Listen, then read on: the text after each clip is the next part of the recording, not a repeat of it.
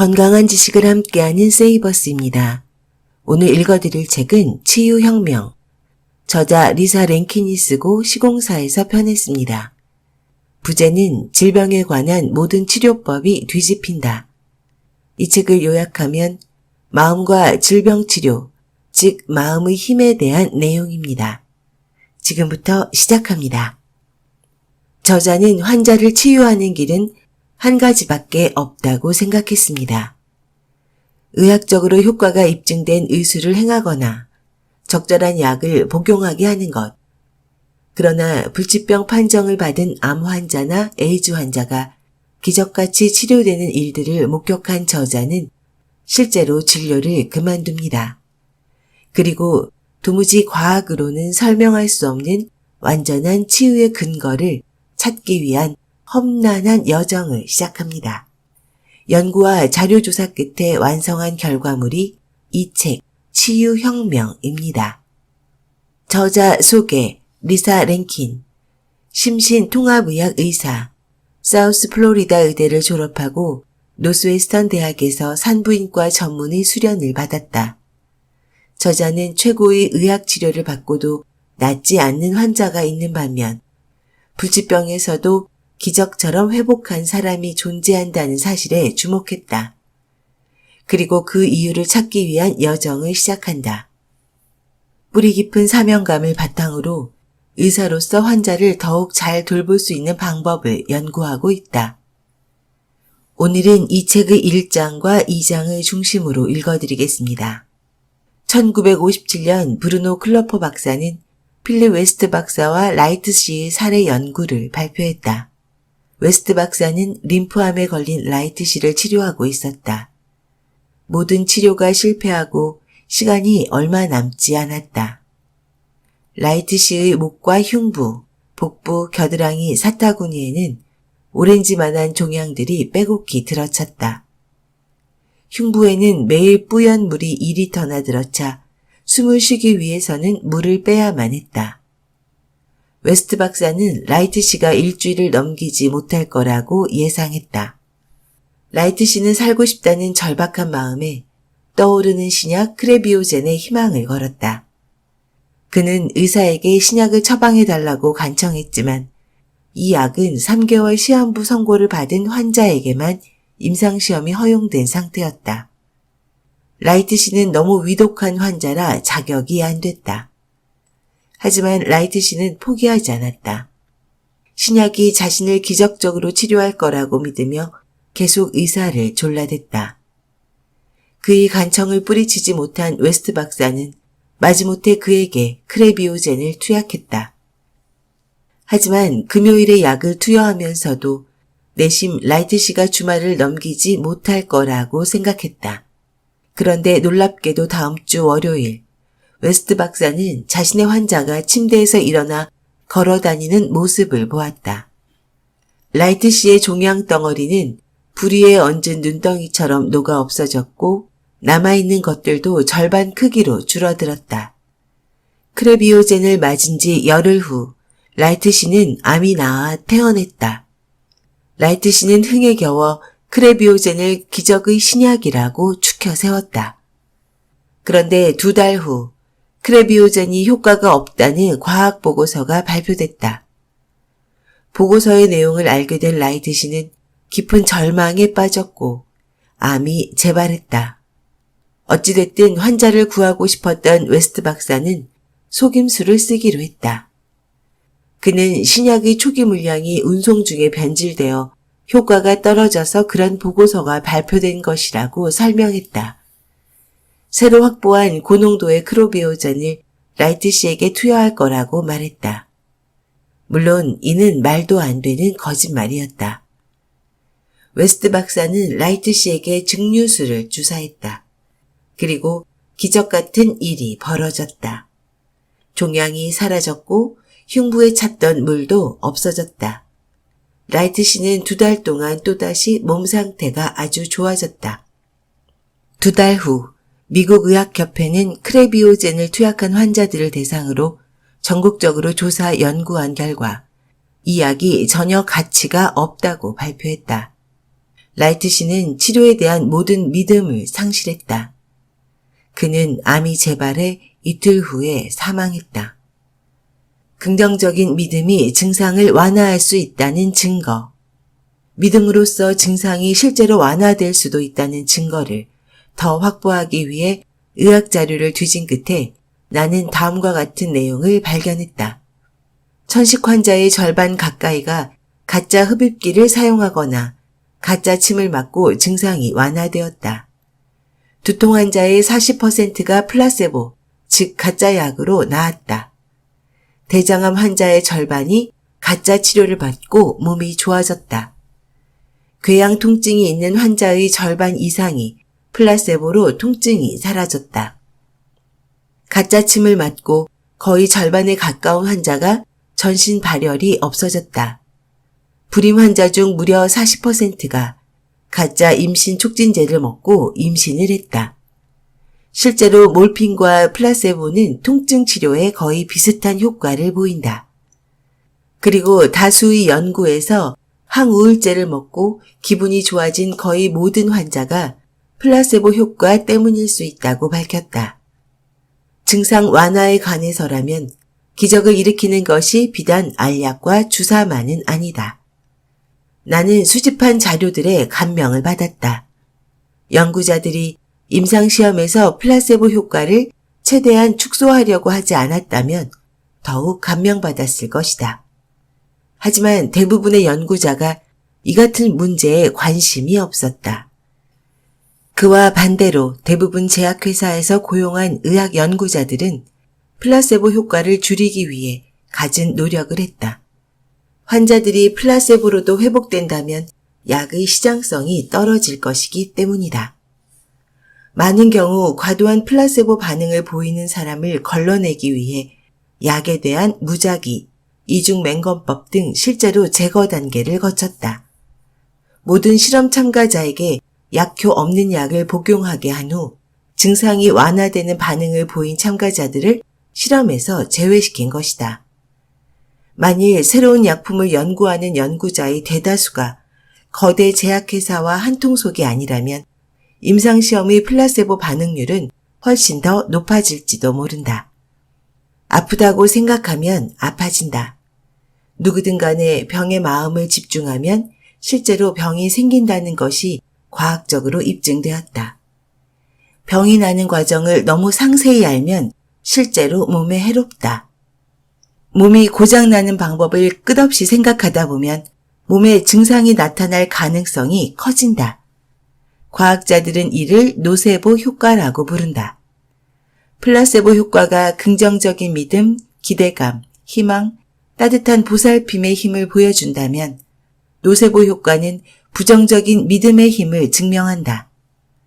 플라세보가 전통적으로 환자의 회복에 도움을 준다면 노세보는 비활성 치료법이 유발할 수 있는 해로운 효과와 플라세보의 긍정적인 효과를 구별하기 위해 만들어진 용어다. 임상시험 환자들에게 통증을 없애는 약이라고 속여 정제된 설탕을 먹여도 통증이 사라질 가능성이 있다. 반대로 약을 먹고 메스꺼움과 구토가 생길 수 있다고 말하면 환자들이 진짜 약을 먹지 않았더라도 토할 가능성이 크다. 버니 시겔 박사는 새로운 항암제 실험에서 대조군 환자들에게 항암제라고 속여 소금물을 투여했더니 환자의 30%가 머리카락이 빠졌다. 또 다른 연구에서는 입원 환자들에게 정제된 설탕을 주고 토할 수도 있다고 말했더니 환자의 80%가 토했다. 어떤 연구에서는 알러지를 유발하는 물질이 들어있다고 말하고 환자들에게 무해한 소금물을 흡입하게 했다. 그랬더니 환자들은 숨쉬기가 힘들 뿐 아니라 실제로 기관지가 수축됐다. 천식이 심한 환자들에게 증상이 좋아질 거라고 말하고 동일한 비활성 용액을 투여했더니 증상이 사라졌다. 한 연구에서 환자들에게 안티히스타민이라고 말하고 실제로는 플라세보를 투여했더니 환자의 4분의 3이 졸음을 호소했다. 실험 대상자들에게 진통제로 흔히 쓰이는 마취제, 아산화질소가 통증을 유발한다고 말했더니 대상자들이 실제로 통증을 겪었다. 파블로프 생물학 저널에 발표된 연구에서는 34명의 학생을 모니터에 연결한 후 이들에게 머리에 전류가 통과할 것이며 부작용으로 두통이 올 수 있다고 경고했다. 실제로 전류는 전혀 사용되지 않았는데 학생의 3분의 2 이상이 두통을 호소했다. 우리는 유전자의 희생양이 아니다. 믿음으로 인체의 생리가 변한다는 생각은 후성 유전학이라는 분자생물학 분야 연구자들에 의해 더욱 굳어졌다. 후성 유전학은 유전자를 통제한다는 의미를 갖는다. 그렇다면 유전을 통제한다고 말할 때 유전보다 우위에 있는 것은 무엇일까? 그렇다. 바로 마음이다. DNA를 바꿀 수는 없지만 마음의 힘으로 DNA가 표현되는 방식은 바꿀 수 있다. DNA의 이중 나선을 발견한 제임스 왓슨과 프랜시스 크릭이 설명한 전통적인 유전자 결정론은 체내의 모든 것은 유전자에 의해 통제된다는 개념을 지지한다. 기본적으로 유전자가 운명이라는 것이다. 이것이 사실이라면 우리는 말 그대로 유전자의 희생자다. 심장병, 유방암, 알코올 중독, 우울증, 높은 콜레스테롤 등 무엇이든 말이다. 전통적인 가르침에 따르는 유전자 결정론의 원리는 단순하다. 태어날 때 인체에 내장된 DNA는 단백질로 변화하기 전에 RNA로 복제된다. 하지만 후성 유전학자들은 유전자 결정론의 전체 개념에 의문을 던지는 새로운 이론을 밝히는 중이다. 과학자들은 이제 외부적인 신호, 즉 음식, 환경, 생각과 감정 같은 것들이 DNA가 조절 단백질에 영향을 준다고 믿는다. 과거에 생각했던 것처럼 변경 불가능하지 않다는 얘기다. 회복될 거라는 믿음과 아플 거라는 믿음이 인체의 생리에 미치는 영향을 연구한 사례가 점점 늘어나고 있다. 건강에 대한 부정적인 생각이 마음에 프로그래밍 된다고 볼 때 건강에 대한 생각은 어린 시절에 뿌리를 두는 경우가 많다. 슬프게도 우리는 대부분 건강에 대해 긍정적인 생각을 하도록 프로그래밍 되지 않았다. 매우 어렸을 때부터 건강하고 행복하려는 노력을 방해하는 믿음이 우리의 마음에 프로그래밍 되어 있다. 난 감기에 잘 걸려. 난 항상 과식을 해. 난 아마 오래 못 살 거야. 암 가족력이 있어. 와 같은 믿음이 몸에 해로운 생리기전을 유발한다. 어린 시절에 뿌리내린 이런 믿음은 인체의 건강에만 영향을 미치는 게 아니다. 자기 제한적인 믿음에도 영향을 미친다. 난 가치 없어. 난 별로 똑똑하지 않아. 난 돈을 많이 벌 자격이 없어. 난 실패자야. 아무도 날 사랑하지 않을 거야. 와 같은 것들 말이다. 무의식에 숨겨진 믿음. 부모는 무의식 속의 믿음을 형성한다. 부모에게서 부정적인 믿음을 본 어린 자녀는 자신도 모르게 무의식에 그 믿음을 심는다. 너는 약해. 또는 너는 뚱뚱해서 어른이 되면 당뇨병에 걸릴 거야. 와 같은 믿음 말이다. 무의식은 어린 시절 부모, 교사, 그 외에 영향을 주는 사람들로부터 내려받은 믿음으로 가득 차서 일생 동안 그 설정대로 움직인다.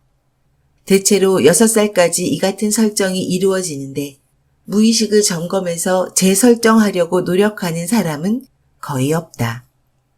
이같이 뇌의 강력한 부분이 어린 시절에 설정된다는 점을 고려하면 대부분의 사람이 건강뿐만 아니라 삶의 모든 측면을 해칠 수 있는 제한적이고 자기 파괴적인 믿음을 바꾸기 위해 무진장 애를 쓰는 것은 놀랄 일이 아니다.